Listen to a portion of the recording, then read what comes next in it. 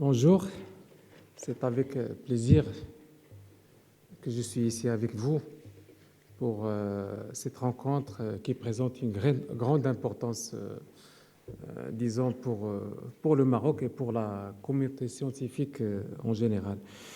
Mesdames et messieurs, honorables assistances, permettez-moi d'exprimer ma gratitude au professeur Alain Prochians, administrateur du Collège de France. Et je tiens aussi à remercier M. Jean-Jacques Hublin, titulaire de la chaire internationale de paléanthropologie, à travers eux, le Collège de France, pour leur invitation et leur accueil chaleureux au sein de cette prestigieuse institution. C'est avec beaucoup de plaisir que je participe à cette rencontre scientifique intitulée « Préhistoire et évolution humaine au Maghreb ».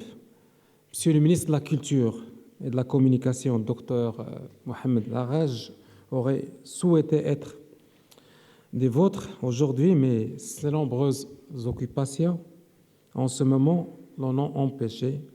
Et son excuse et m'a chargé de vous transmettre ses salutations et son souhait de réussite à vos travaux. Il va sans dire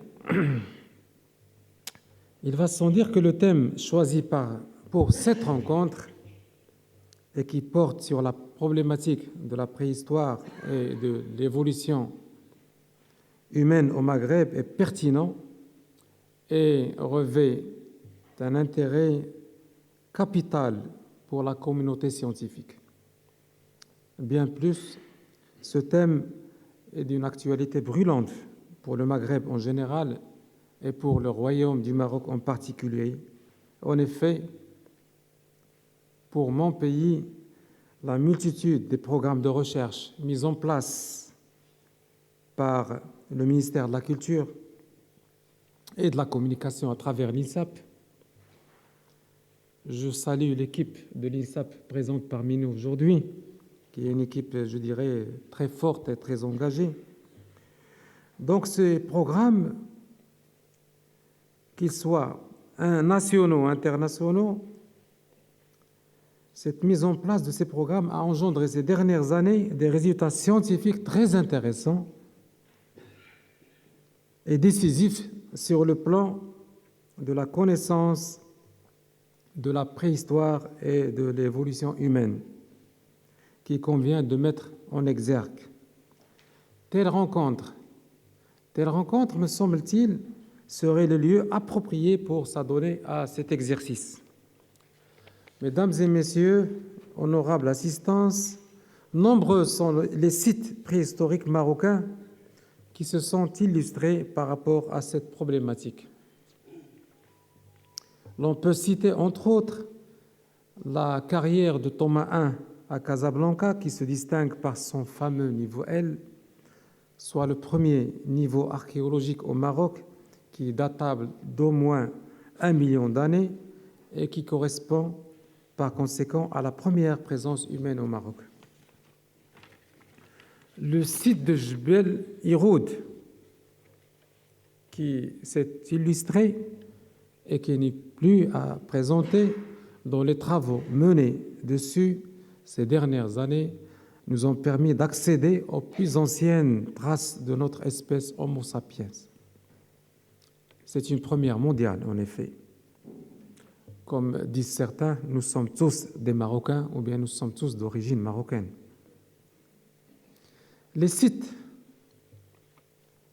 de Tafouralt, Rafas, Ifrin, Namar, Dar Sultan I, Dar Sultan II, El Haroura II, El Nasra, etc., qui offrent pour certaines la possibilité d'appréhender les origines du comportement humain moderne et pour d'autres, la possibilité d'accéder à des niveaux archéologiques du paléolithique supérieur et ou du néolithique qui s'avèrent aussi importants que les niveaux qui leur sont sous-jacents, que des atouts pour la science qui méritent d'être valorisés.